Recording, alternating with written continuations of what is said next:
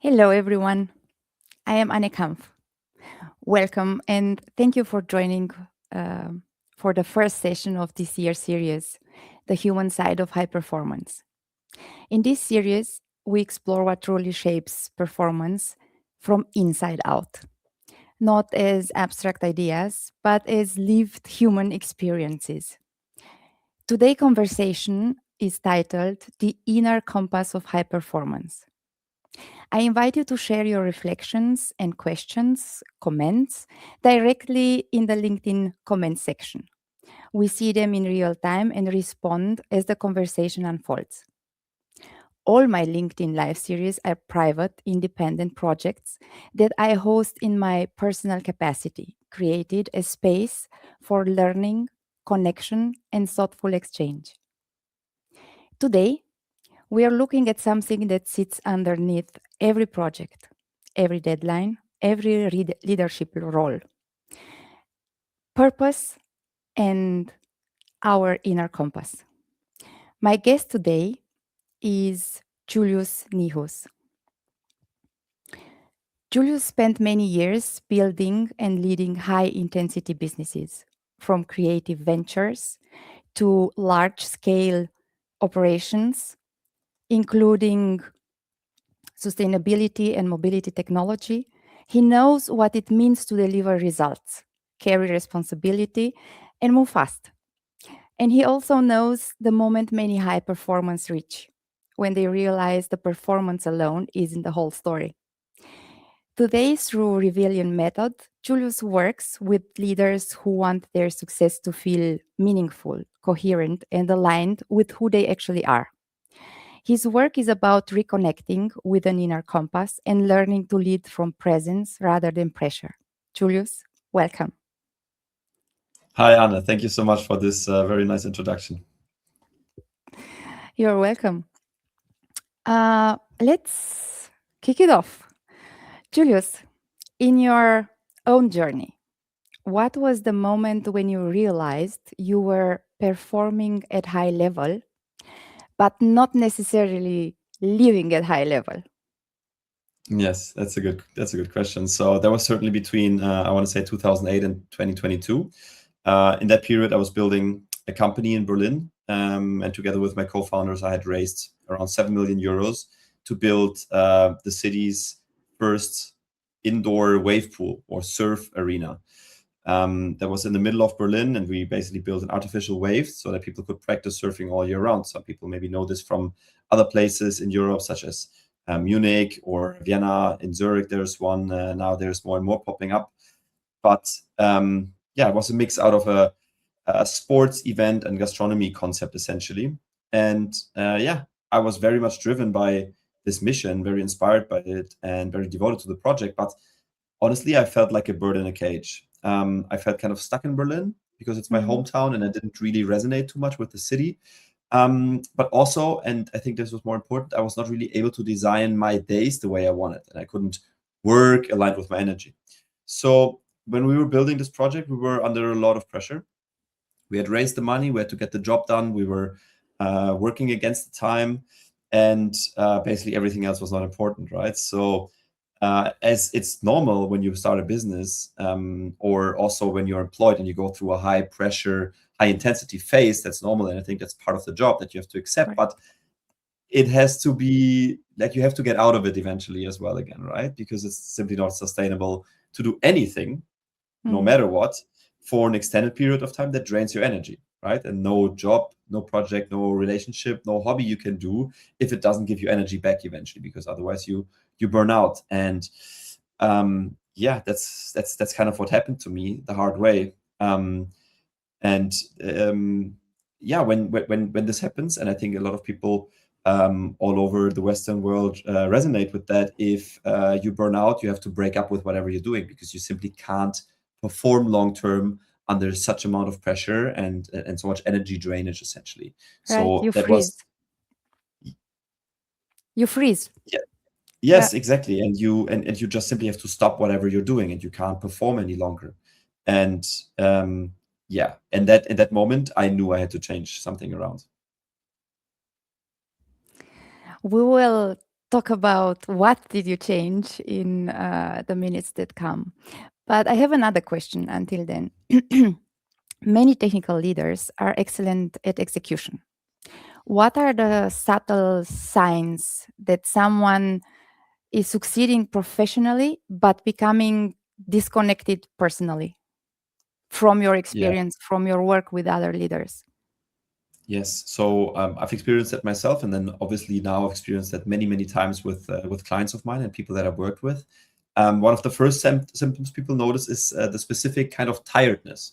So no matter how good you sleep or how well you recover or whatever, how many coffees you drink, you will always feel this tiredness, right? And this tiredness can then also develop into procrastination or a specific lack of drive, having no motivation, feeling lazy, right? All of these Mhm. things go in the same direction. So those are kind of those signs that people see when things are moving in the wrong way. And sure, you can have those symptoms for a little bit and then they go away again. But if they do not, those are signals that we have to take care of, right?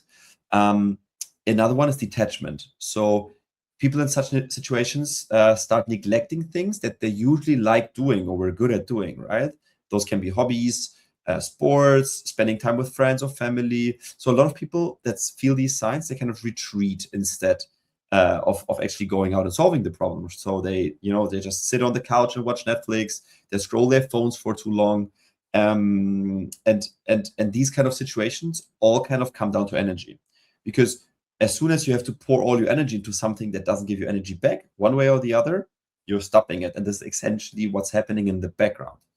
Um, and and a big issue in our society, in the Western society, is of course that we are living in this hustle culture, in a high performance society, where we tend to neglect um, that we are in a mindset crisis, right? Mhm. And so many people are actually dealing with anxiety, with depression, with sicknesses of all kinds, and these things are rising across the board.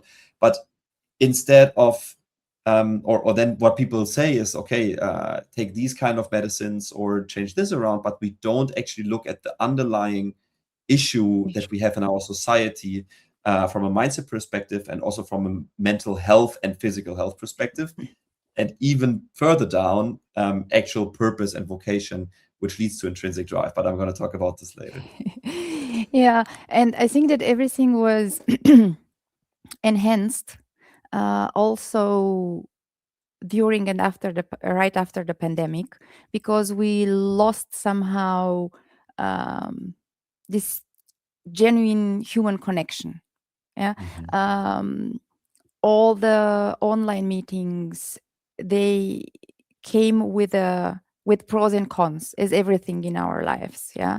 um, and I think that when you are drained, um, when you don't have energy anymore, you tend to prefer to do everything online.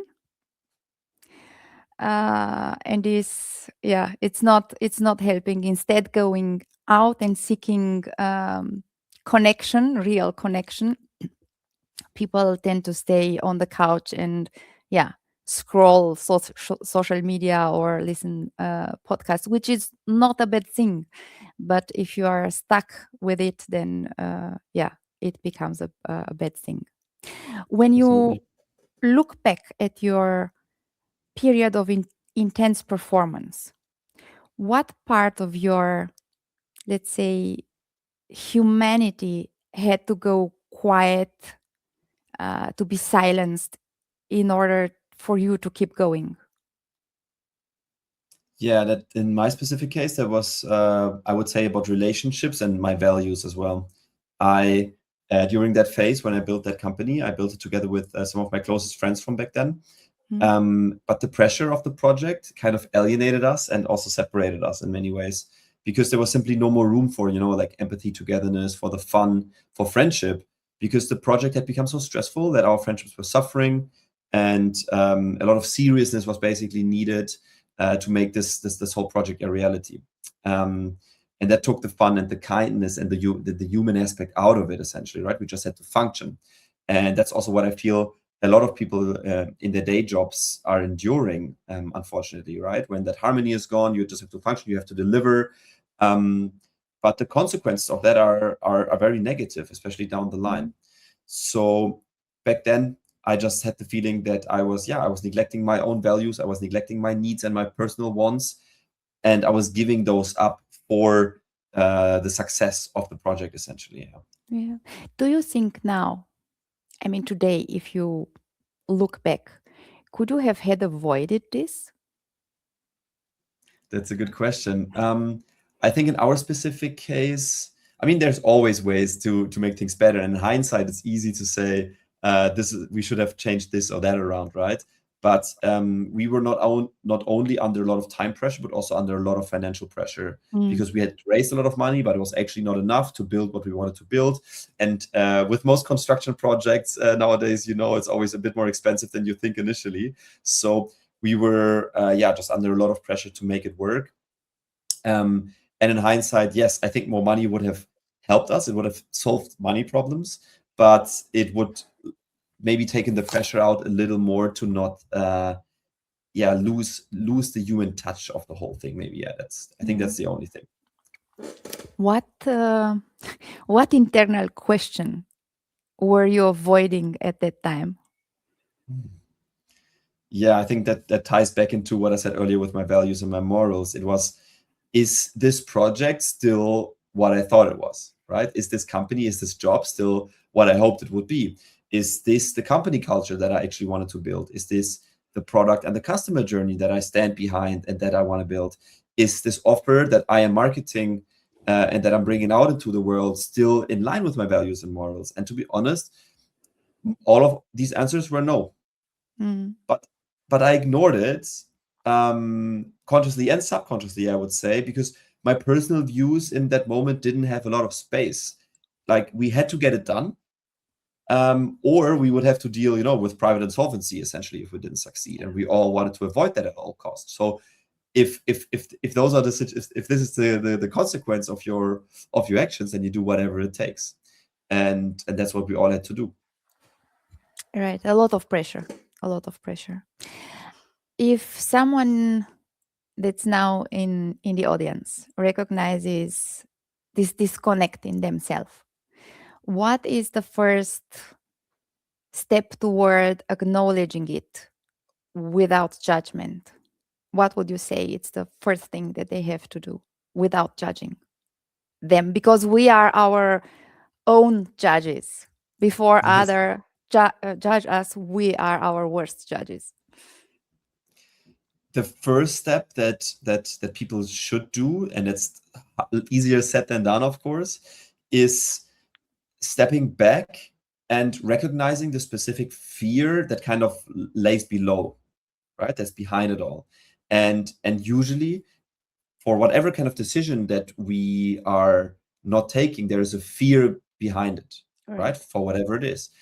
Should we quit our job or stay? Then our fear is sometimes related to, financial aspects or status or a pressure from, having responsibility for family or children or partner or whatever, right? So it's usually the fear behind that we need to acknowledge without judgment, because Mm. fear is very human, it's very normal, because we see the consequences of our actions and we try to look into the future.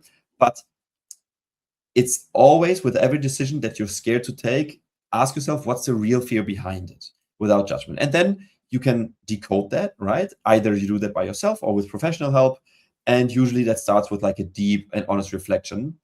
And then once you've kind of understood where you're coming from and you've mapped out what the results of your decisions and your actions are, then you have to take a tough decision, right? Such as, quitting your job if you are unhappy with it or unaligned with it, and then starting that respective change process. Because of course, that decision that you take is only one step in the process of steps that you will have to take afterwards, such as quitting the job, then figuring out what you want to do next, what's the next chapter of your life going to look like, doing the research, then finding another job or starting your own business, and so on and so forth. So there's always a lot of steps as a result. But yeah, it all starts with understanding your own fear, I believe. Correct. And taking a decision, knowing that that decision has also consequences. So when he or she does that or this, they have to be conscious of the consequences and accept those and act uh, in such way that the result at the end will be the one that they desire without uh, putting more pressure than necessary. And Yeah, from my perspective, this is also something that holds a lot of people back and not letting them to take that decision like this in an absolutely. instance. I'll give you another example because I think this might be relevant to the audience. So when you realize that you have outgrown something in your life, and no matter, that can be a job, that can be a relationship, that can be even an old identity of yours, Mm. um, when these things have evolved in a way, and then you realize, hey, this is actually not in line with my authentic self anymore, not in line with my values, not in line with the life I want to live, then if you don't change that situation and you don't take that tough decision, this situation will impact a lot of other areas of your life, Correct. right? Because if you're unhappy in a relationship, you're going to be less performant in your job. If you don't like your job, you're going to bring that home into your relationship, right? Just making an easy example here. And these things will cost you time, they'll cost you energy, they can cost you relationships, and they actually also cost you a lot of money, if you're really honest, because all of this energy that you're wasting on one side or the other, you will lose on On the the other financial side. aspect as well, right? Yeah. And all this energy essentially can better be used towards using your purpose, and creating the change and the impact that you want to see in the world. Very true.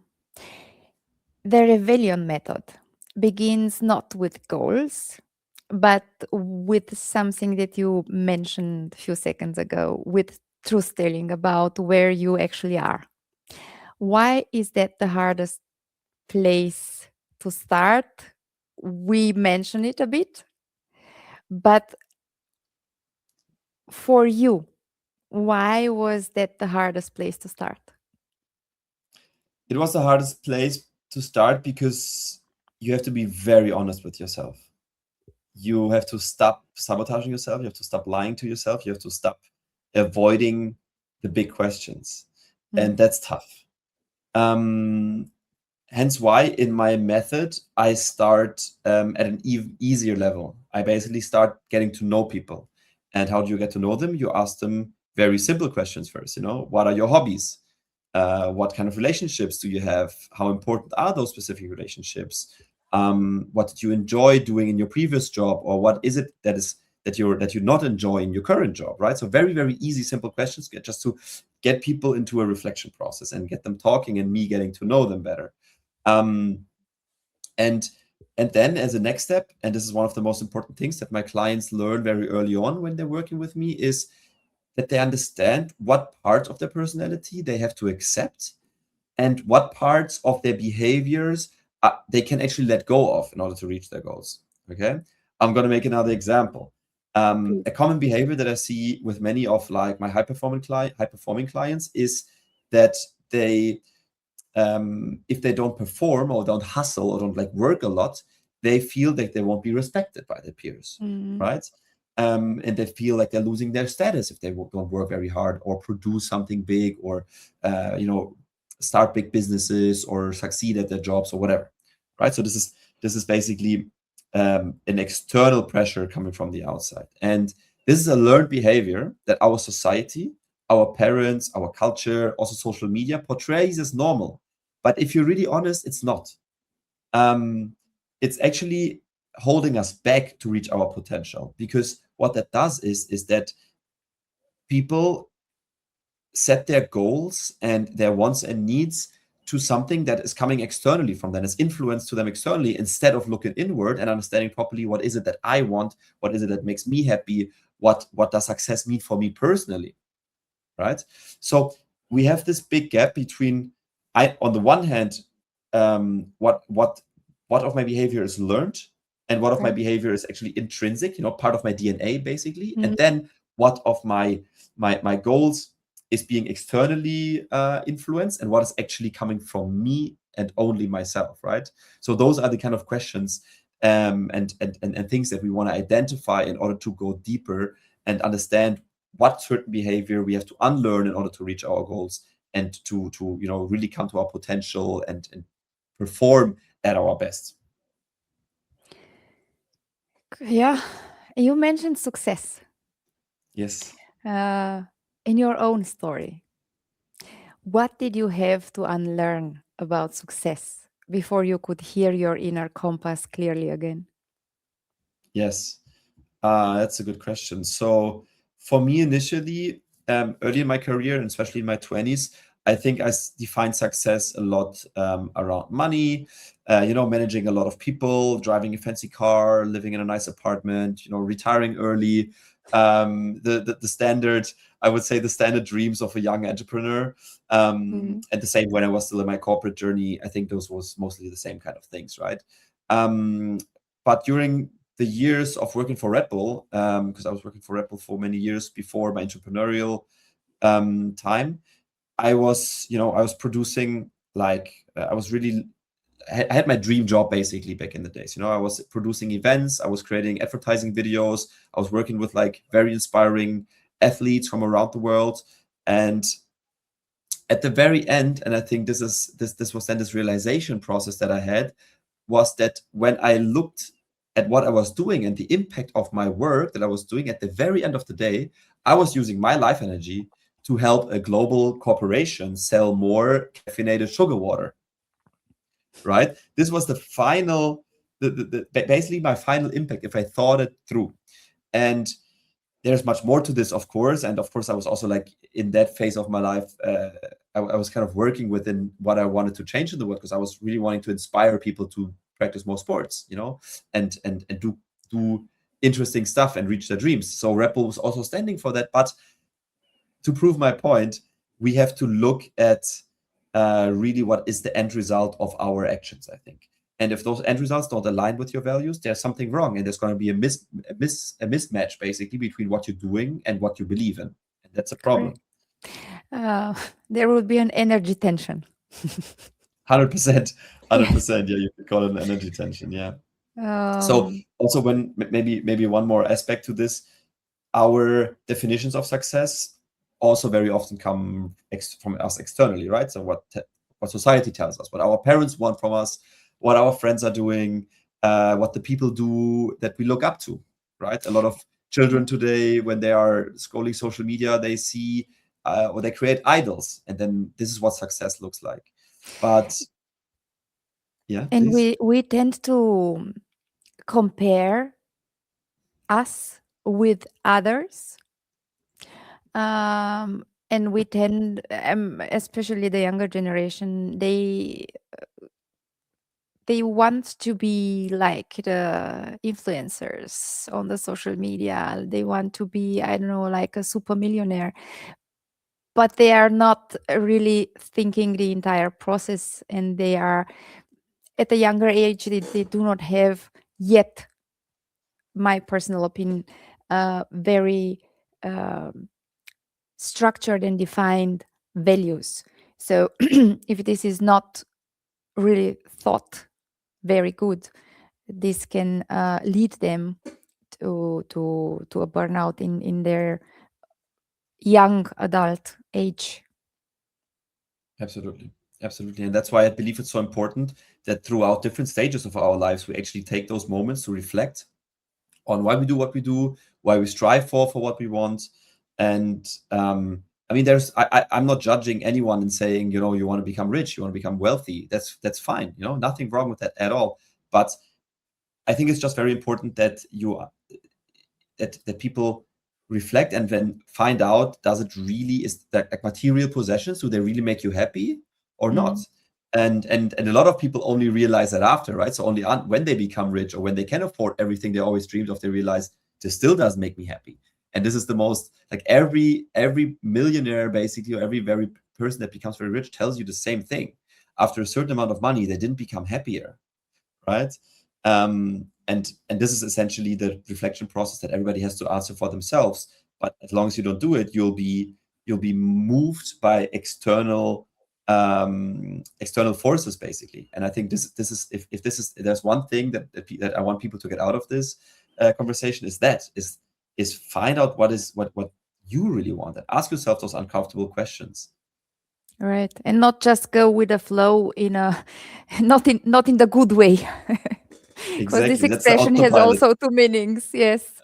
100%. Uh, I think flow is. I mean, flow is also a very interesting aspect that I also talk about a lot with clients. But what you mean is the autopilot, right? Is the right. unconscious Yeah. unconscious action, unconscious decisions where you're just being swept away by whatever happens to you instead of stopping, taking intentional decisions, designing your life, and then following through with what you decided upon, which is very different.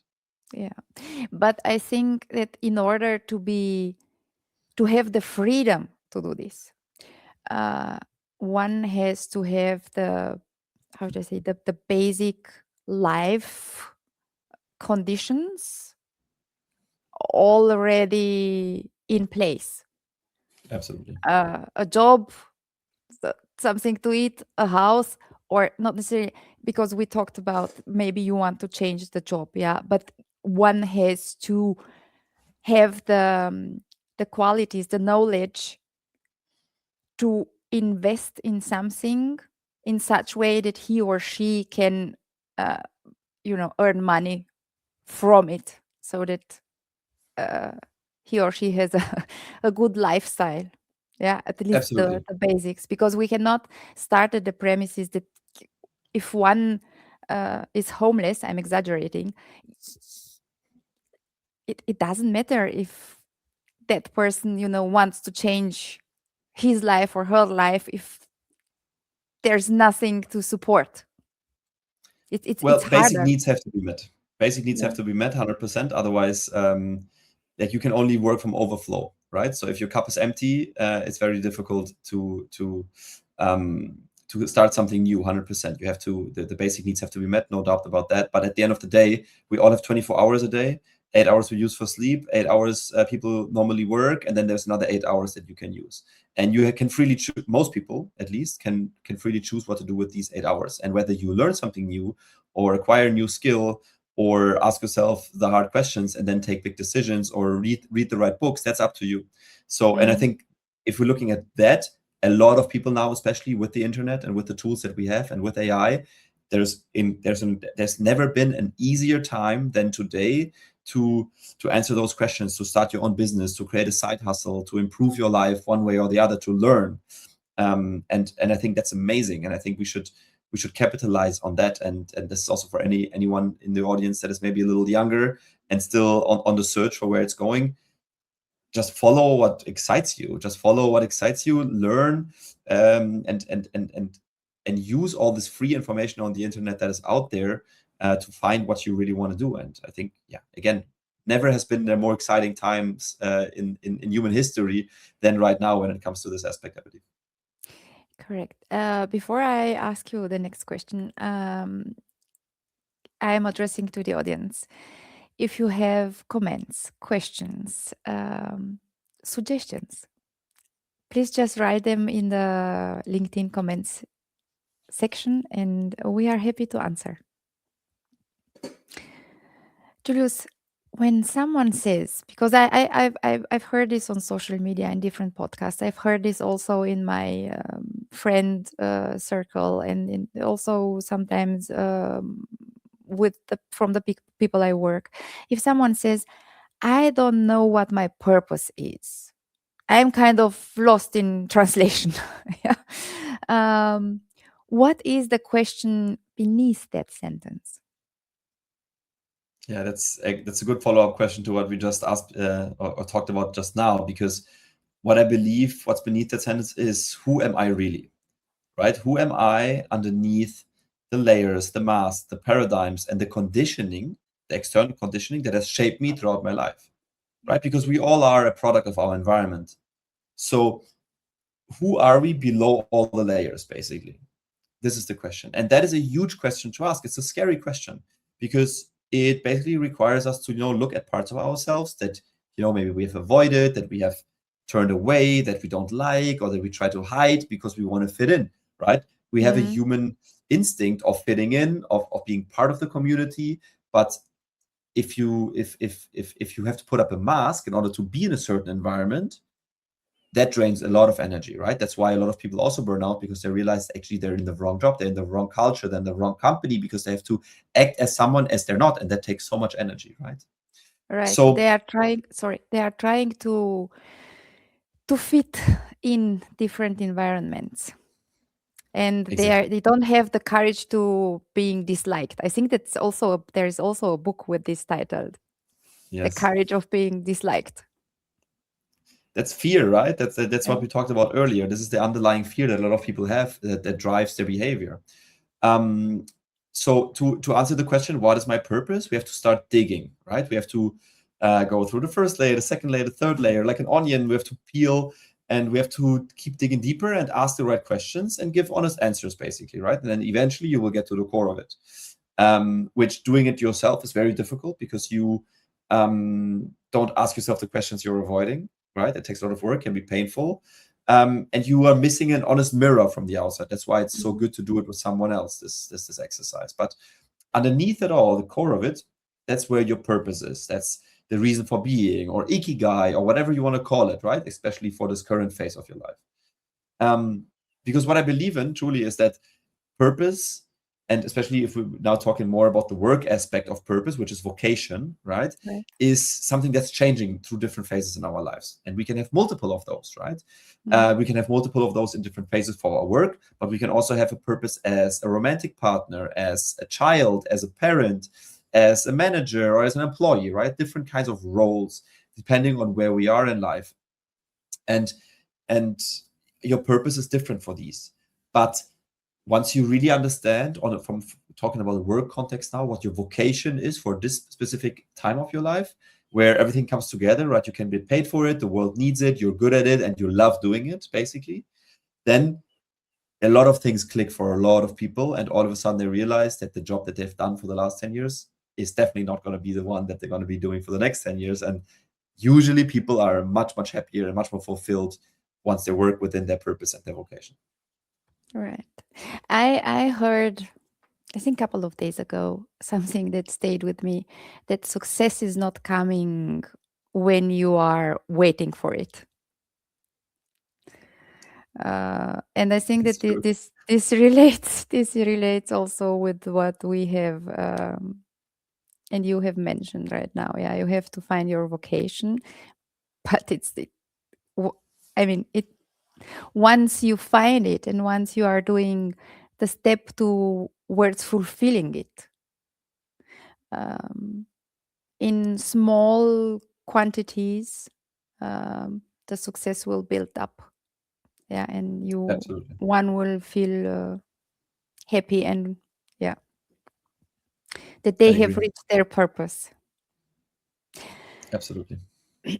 I want to But come back also, I to, think, yeah. sorry, one more thing. I think also it's important for people to understand that because purposes change, it's okay to step out of certain roles that felt familiar and good for many times, for many years, right? Mm. So for all the people in the audience who maybe are right now at a fork in their life where they have to decide, do I go this way or that way, or they feel basically that some things are changing and they can't quite put a finger on it yet. That might be because you're stepping into a new identity, you're stepping into a new phase of your life, and your purpose is going to be different for the next 10 years or whatever. So it's totally fine to be in this moment. I think it's a natural part of life. It's a natural part of adulthood that we change our interests, and we change, or we get inspired by something, and then we want to go a different way, and that's great, right? We are adaptable and flexible people, and we can change our opinions and our directions as often as we want, basically. Yeah, we only have to be aware or reminded from time to time that we can do that, because Yes. there are people that are forgetting along the way that they can do that. Absolutely. So true. That's why they get stuck, and then they don't move Yeah. forward, and they stay below their potential, and they're gonna be sitting on their deathbed and regretting that they haven't fulfilled the dreams that they had. Mm. And I think this is maybe the most important thing. I don't want to be there. I want to be in my deathbed thinking I've tried it all, whatever that put my heart on fire. I tried it, and I took the risks, basically. Yeah. That's very true. And I, again, something that it's very often mentioned and discussed in social media is this manifestation. Yeah. Mhm. If one wants to have a fulfilled life or wants to be a high performer in the, let's say, in the good way, yeah, it's not enough just to stay and manifest before the mirror. Yeah. uh, you have an idea, a wish, right? And then um, you have to do something about it in order to for it to materialize. Yeah, you have either to learn something new, you have either to go out and make new connections. So it's an ongoing process. It's not just like staying in front of the mirror, asking the question what my purpose is. Well, I want to be a high performer, yeah, or I want to have a fulfilled life, and then you stay there and manifest it, repeating that I want to do that. It will not happen. Yeah, and the same thing with the issues that one can encounter in life. Yeah, you cannot just stay there and manifest. I want the issue to disappear. No, no, you have to act upon it. But Right. what the step before manifestation is goal setting, right? And Mhm. goal setting has to be intrinsic. So again, as long as you have a goal that your parents put upon you or society, and you think you want it, but actually you don't care about it, it's very difficult to reach that, right? So Right. find out first what you really want, how you really want to live, and then you can start manifesting that and understand and taking the necessary actions to actually make it happen. But what manifestation is from a neuroscience perspective is priming your subconscious, right? Because whatever it is, I think 90% of our behavior is basically controlled by our subconsciousness. So if we don't train our subconsciousness to help us reach the goals that we want, it's going to be extremely difficult to get there. And this is where manifestation comes in. Yeah. Yeah. And another interesting fact is that the brain does not make a difference between um, it doesn't recognize the no. Mm-hmm. So uh, it's like you if you say I don't want to, practically you are programming yourself to do that thing that you do not want to do. And what is very important in changing your life is acknowledging a behavior that it's not suiting you, it's not doing you good, as you said, and changing that behavior. And this is also not very easy to do. Absolutely. Absolutely. It's very true. I would like to come back to your method, to Revelion Method. What is one exercise from your method that helps people reconnect to themselves before trying to define direction? Yeah. I mean, it's highly individual, of course, I want to say, because we all have different challenges, right? And many of my clients come to me in the first place because they want to change their careers, or they want to find a new job, or they want to start their own business but don't have the right idea.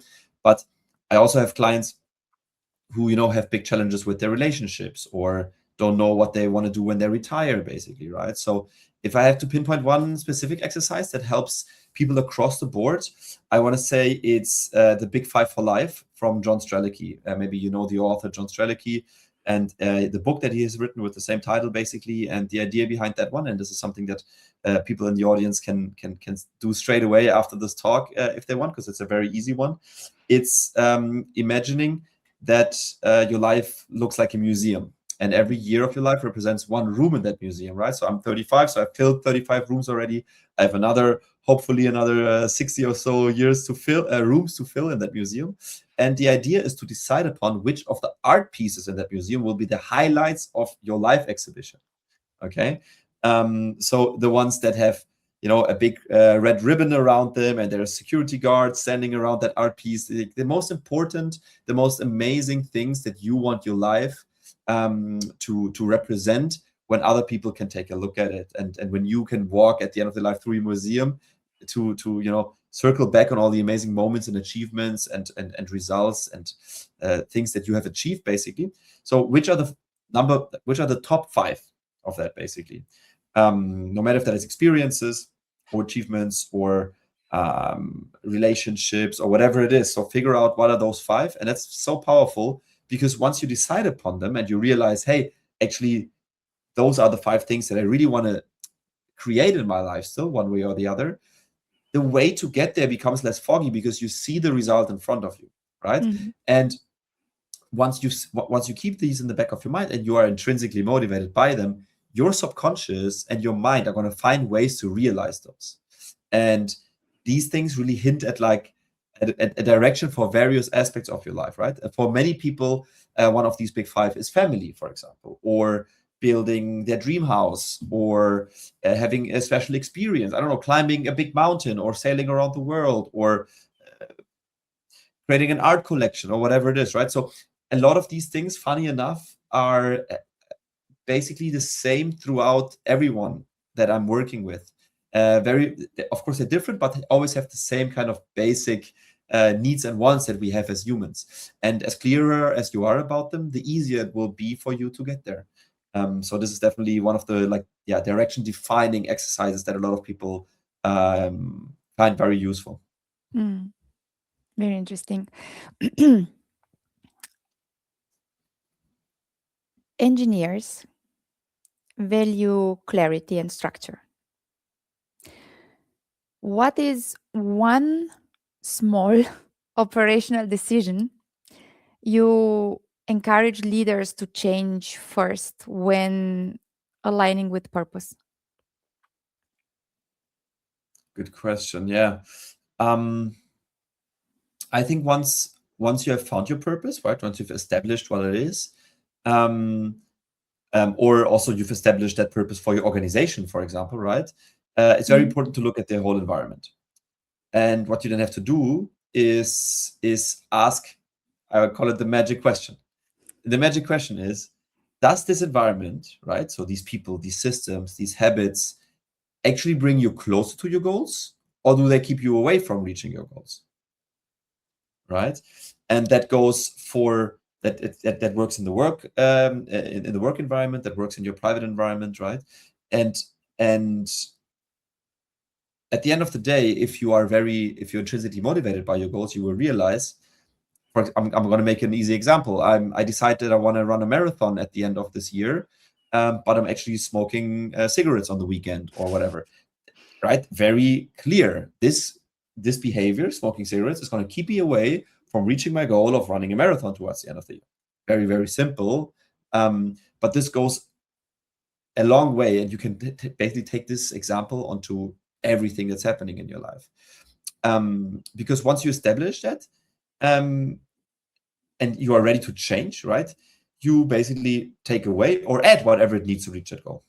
Sounds very simple, but that's basically what I help people navigate. Creating intrinsic goals and then understanding how do I get there faster and what slows me down, basically. And then that's how we change habits. Right. What slows me down made a click right now. When urgency increases, how do you personally keep purpose from being overridden by pressure? Well, yeah, that's a very tough one. And I believe I'm not the best example for that, because when I was in that situation, right, I told you earlier when I was creating that startup, where my purpose was being basically overridden by pressure, I didn't do the right thing back then. Right now, in hindsight, I can say this, and I hope in the future it's not going to happen again.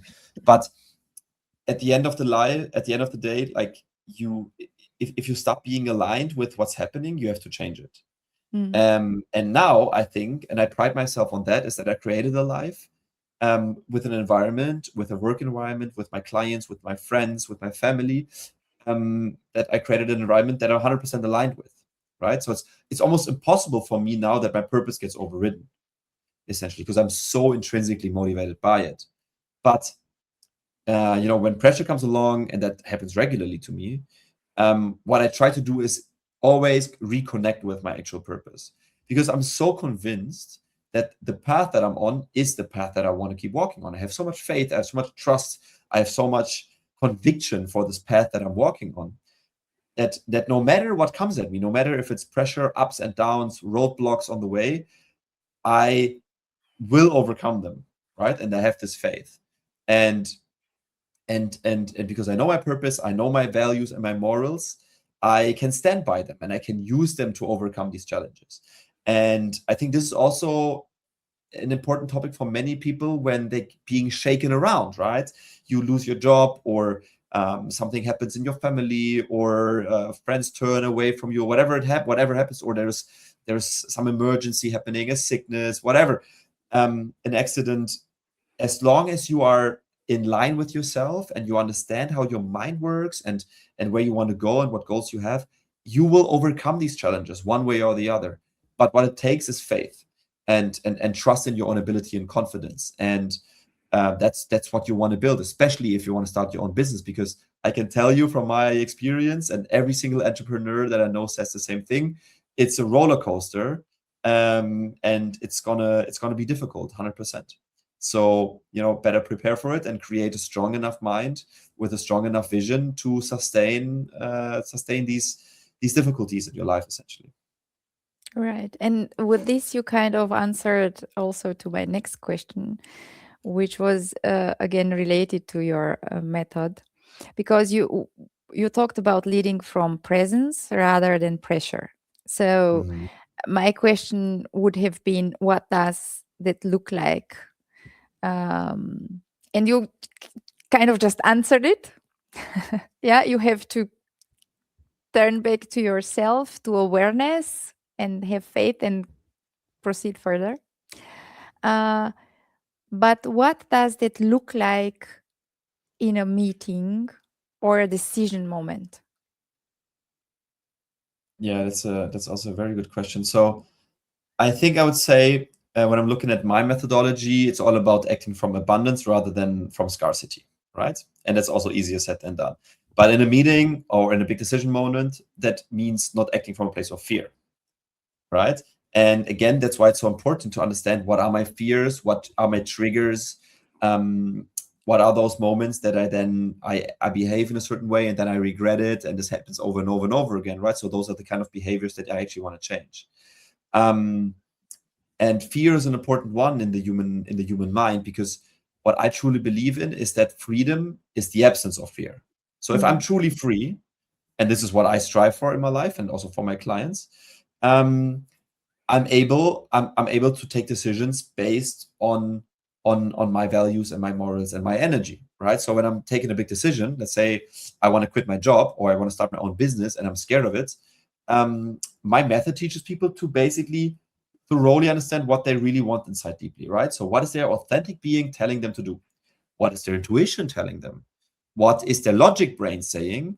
And what's just a noise, basically, that's coming from the outside that is distracting us? What is our monkey mind saying that is not bringing us closer to our goals?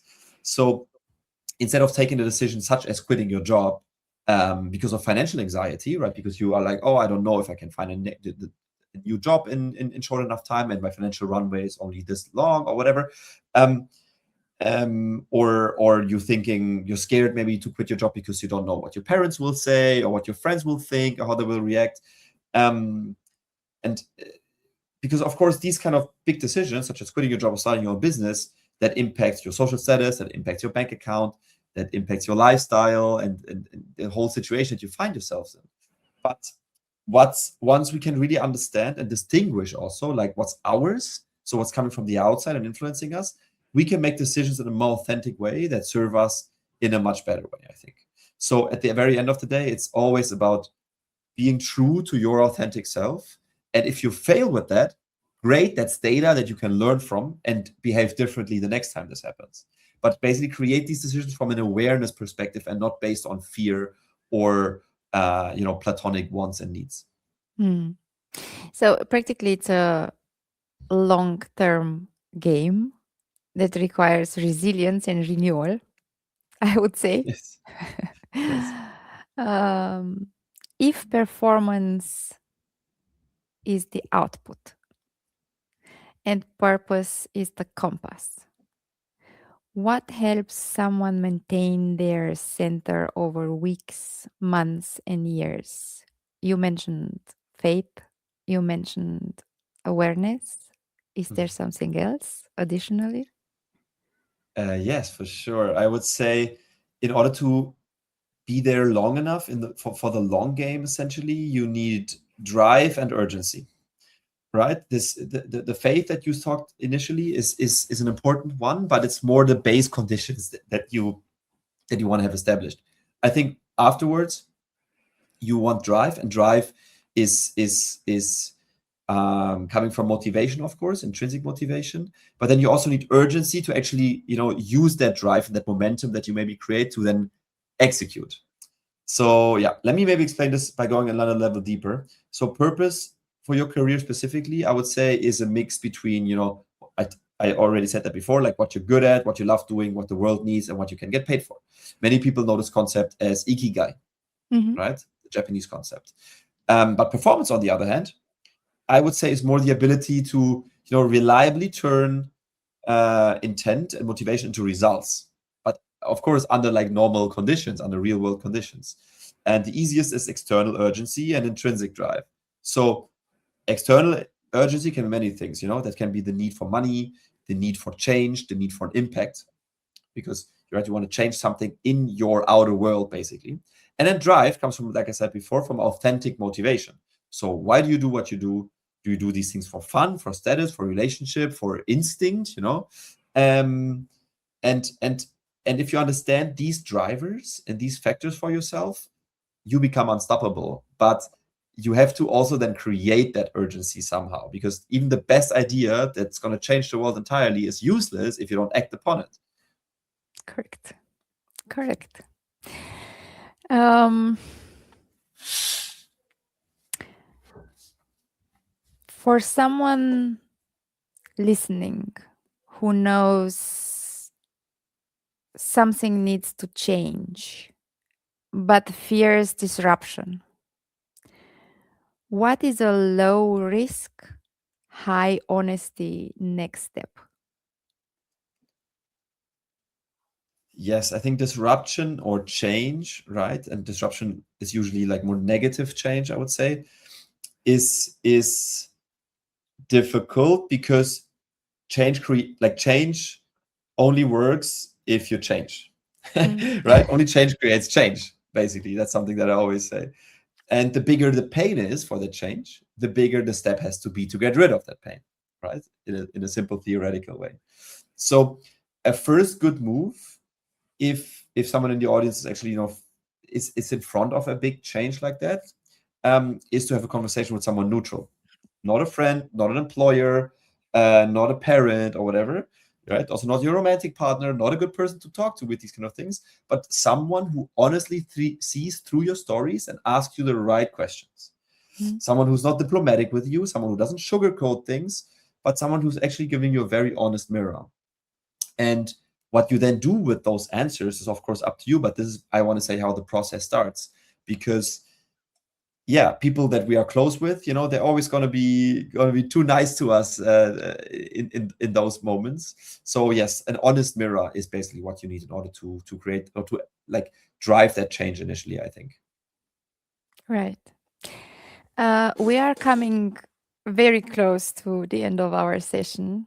And Julius, in one sentence, what does a human approach to high performance means to you today after all your experiences and after working with different leaders and using your method? That's also a good question. Yeah, I think when it comes down to something that we see all around us for the people that we look up to, and that it's essentially impossible to outperform anyone who's obsessed with a specific mission that that person loves, and that he or she has a lot of fun doing. And if we look at any of the proper elite high performers in our world, they are all absolutely obsessed with their mission, whatever it is. And these people can't be outperformed.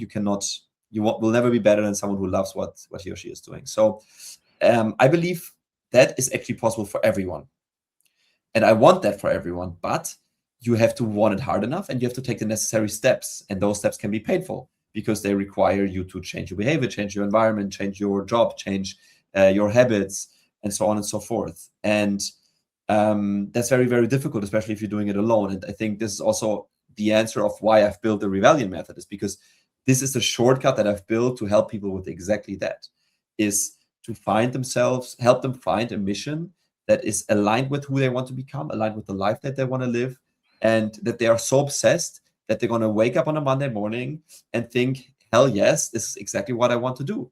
And force themselves to rest on the weekend because they're so excited about this mission and bring it into the world and creating the change and the impact that they want to see. Mm.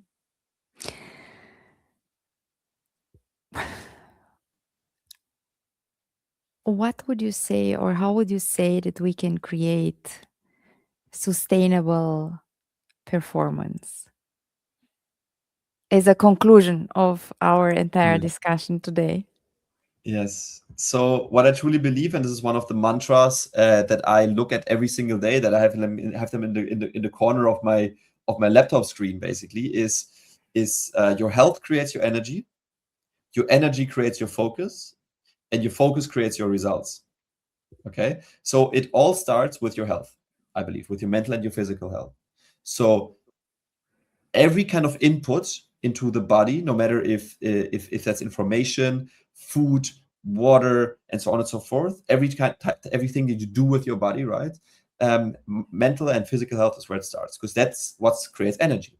That energy then is going to create your focus in order to focus on the one thing that you need to do, or the things that you need to do, and that focus, depending on how good it is, creates the results that you want to see. Mm.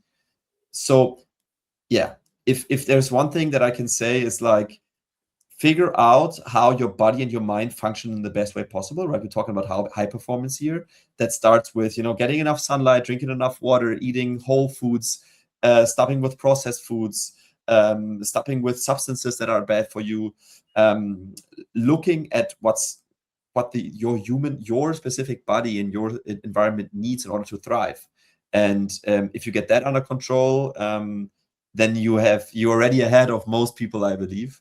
Because unfortunately, we live in a very sick society in many, many ways. And if you want to be a high performer, this is where you start, I think. Thank you very much, Julius. And with that, we close our session today. Our discussion reminded us that high performance isn't about pushing harder or proving more. When the inner compass is clear, effort changes, decision feels simpler, and movement feels more, I'd say, honest. So, purpose doesn't add pressure, it gives direction. To everyone who joined us, thank you for showing up and for listening. That's what makes conversation like this meaningful. Julius, thank you one more time. And remember, the next session is scheduled for the 5th of February from 5 p.m. to 6 p.m. My guest speaker will be Kate Sotsenko. She's accredited productivity and leadership coach and founder of the Good Busy, from busy to good busy, creating space for what truly moves you forward. It's the title of the next conversation. Remember that. And I look forward to continuing these conversations with you, Julius, with my next guest speakers, and with the audience. Until then, stay curious, stay connected, and notice how alignment changes how you move. Have a nice evening. Thank Thank you you. so much, Anna. Thank you. Bye bye.